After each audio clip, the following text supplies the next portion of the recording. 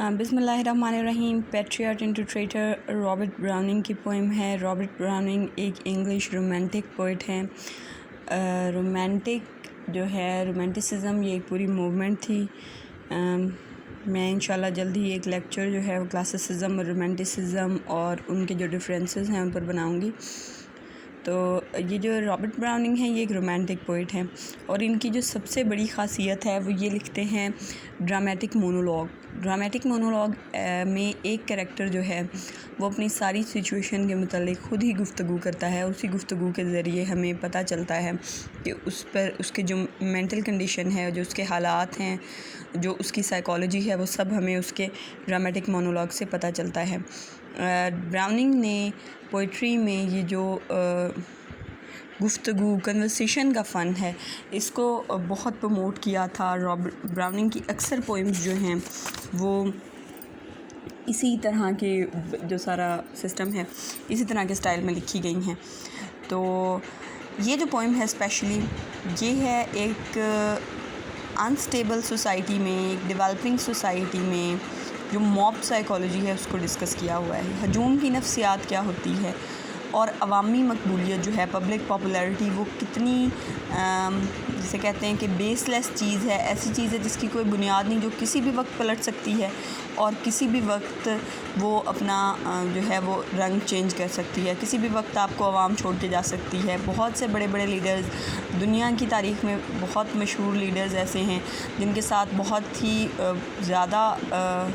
Public popularity تھی، ان کے پاس vote تھا، ان کے پاس مینڈیٹ تھا، لیکن جب عوام نے ان کے پیروں کے نیچے سے زمین کھینچ لی تو اس کے بعد انہیں غدار قرار دیا گیا۔ اور پبلک پاپولیرٹی کے نشے میں ہر حکمران یہ سمجھتا ہے کہ اب اسے چونکہ عوام کی حمایت حاصل ہے اس لیے وہ کچھ بھی کر سکتا ہے، لیکن ایسا نہیں ہوتا۔ وقت بدلتا ہے اور عوام کے دل بھی بدل جاتے ہیں۔ تو یہ جو ہیومن سائیکالوجی ہے، خاص طور پہ جو کراؤڈ سائیکالوجی ہے، اس کو ڈسکس کیا ہے کہ کیسے ہجوم جو ہیں وہ ایک شخص کو اس کی پرستش کرتے ہیں، اسے پیٹریٹ سمجھتے ہیں، اسے اپنا لیڈر سمجھتے ہیں، اور کیسے اسی شخص کو غدار قرار دے دیا جاتا ہے۔ ہر سو گلاب کے پھول ہی پھول میری راہوں میں بکھرے تھے، سنبل اور ریحان کی خوشبو راہوں کو مہکاتی تھی، گھروں کی چھت پر لوگ کھچا کھچ ایک دوجے پر گرتے تھے، ذکر ہے یہ بس پچھلے سال کا، واہ وہ دن بھی کیسے تھے۔ تو یہ جو لاسٹ ایئر جو اسی لیڈر کا جو وزٹ ہے اس میں لوگ گھروں کی چھتوں پر لٹکے ہوئے ہیں، پھول گرا رہے ہیں اس پر اور اس کی خاطر جان دینے کو تیار ہیں۔ گرجا کی گھنٹیوں نے بج بج ہوا کو کیا تھا دھندلا سا، خوشیوں بھری چیخوں سے شہر کی لرزی تھی دیواریں بھی۔ اس دن میں گر یہ کہہ دیتا اچھے لوگوں سنو ذرا، شور کرو تم بند مگر دھرتی پر لا دو سورج ہی، چھٹ پٹ وہ بول اٹھتے یہ ٹھیک اور اس سے اب آگے کیا۔ یعنی کہ وہ کہتا ہے کہ اس دن اگر میں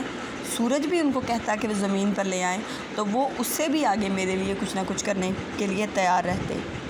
لیکن ہوا کیا؟ اب پبلک پاپولیرٹی کے اس نشے میں یا اس سرشاری میں اس نے یہ سوچا کہ وہ واقعی عوام کے لیے کچھ کرے، اور کچھ ایسے امپاسبل ٹاسکس اس نے اپنے ذمہ لگا لیے جو کہ بالکل اس کے بس سے باہر تھے۔ پاکستان جیسے انسٹیبل ملک، ڈیولپنگ کنٹری کی پولیٹیکل سچویشن میں بھی ایسا کئی بار ہوتا ہے، لیڈرز آتے ہیں، انہیں پبلک جو ہے وہ ووٹ دیتی ہے، انہیں پبلک جو ہے وہ اپنا سپورٹ دیتی ہے، لیکن جب وہ کوئی بڑا قدم اٹھانا چاہتے ہیں، کوئی بڑا فیصلہ کرنا چاہتے ہیں تو یہی پبلک جو ہے یہ اپنا ووٹ اور سپورٹ چینج کر لیتی ہے اور اس شخص کو غدار قرار دیتی ہے۔ یہ آج کی بات نہیں، ہماری 75 ایئرز کی جو ہسٹری ہے اس میں بار بار ایسا ہوتا رہا ہے۔ اور جب ہم یہ پولیٹیشنز کو یہ الزام دیتے ہیں کہ وہ کچھ بھی ملک کے لیے نہیں کرتے تو اس کی بڑی وجہ یہ ہے کہ وہ جانتے ہیں کہ جو پبلک سپورٹ ہے، جو پبلک ووٹ ہے، وہ کتنی غیر یقینی چیز ہے اور وہ کسی بھی بڑے سٹیپ کی صورت میں ان کے پیچھے سے کھینچ جائے گی۔ صد افسوس کہ میں نے چھلانگ لگا ڈالی سورج پر تاکہ اسے آکاش سے توڑ کے اپنے عوام کو پیش کروں، اور کوئی یہ کام نہ کرتا میں نہ اگر اسے لیتا۔ دیکھ رہے ہیں آپ کہ میں نے کیا بویا اور کیا کاٹوں، آج کے دن اس بات کو ایک مکمل سال گیا۔ اب 1 سال ہو چکا ہے۔ وہی لوگ جو اس کے لیے سورج توڑ کر لانے کو تیار تھے، جو اس کی راہوں میں پھول بچھاتے تھے، جو اس کی ایک جھلک دیکھنے کے لیے چھتوں پر کھچا کھچ بھرے رہتے تھے، اب اسے تختہ دار پہ لے جایا جا رہا ہے، اسے گیلوز تک لے کے جایا جا رہا ہے۔ اور آج کیا صورتحال ہے کہ گھروں کی چھت پر راج نہ آدم ہے نہ آدم ذات کوئی، کچھ مفلوج سے بوڑھے سر ہاں کھڑکیوں میں سے جھانکتے ہیں، سب سے اچھا منظر ہاتھ آیا کتنے دن بعد کوئی، شیمبلز گیٹ پہ چل کے دیکھیں آج سبھی یہ ہانکتے ہیں، پھانسی گھاٹ پہ سچ کہہ دوں میں ہوگا بھی برباد کوئی، برس رہی ہے بارش اور میرا تن بھیگتا جاتا ہے، میرے ہاتھ بندھے ہیں کس کر پیچھے چبھتی ہے رسی، ہاں لگتا ہے مجھے لہو ماتھے سے ٹپکتا جاتا ہے، ہاتھ میں ہیں لوگوں کے پتھر اور نشانہ ہوں میں ہی، اس کے تم کرتوت تو دیکھو مجمع کہتا جاتا ہے۔ تو وہی کراؤڈ جو 1 سال پہلے اس پر جان چھڑکنے کے لیے بےتاب تھا، وہی کراؤڈ اب اسے پتھر مار رہا ہے اور اسے گھسیٹ کر گیلوز تک لے جایا جا رہا ہے۔ اب یہاں آتا ہے کہ ایسی صورتحال میں لیڈرز کو کیا کرنا چاہیے، ہمارے جو پولیٹیشنز ہیں ان کا کیا فرض بنتا ہے۔ کتنی خوشی سے آیا تھا میں جانے پر غم غالب ہے، خوش قسمت ہیں لوگ وہ جن کو فتح کے ساتھ میں موت آئے، یعنی موت جو ہے وہ تو آنی ہے، مشکل فیصلے لینے پڑیں گے، مشکل جو ڈیسیژن ہیں وہ عوام کے حق پہ دینے پڑیں گے انہیں۔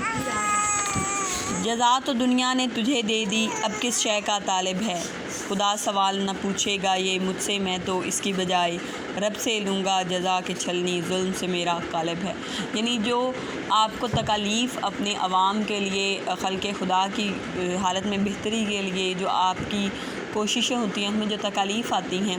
وہ تکالیف جو ہیں ان کی جزا صرف اللہ تعالیٰ دے سکتا ہے۔ تو بجائے اس کی کہ پبلک سپورٹ کے لیے اور عوامی سپورٹ کے لیے یا صرف اپنا ووٹ مینٹین کرنے کے لیے آپ کوئی کوششیں کریں، کچھ کوششیں آپ کو کچھ ایسے سخت فیصلے آپ کو لینے پڑتے ہیں جو کہ بے شک پبلک سپورٹ آپ سے چھین لیں، لیکن اس کے لیے آپ کا دل مطمئن ہو اور آپ جو ہیں آپ یہ سمجھتے ہوں کہ آپ اللہ تعالیٰ کے حضور جو ہیں وہ بالکل ٹھیک ذہن سے صاف دل سے جا رہے ہیں۔ تو یہ ہے ایک ڈرامٹک مونولوگ پیٹریاٹ انٹو ٹریٹر۔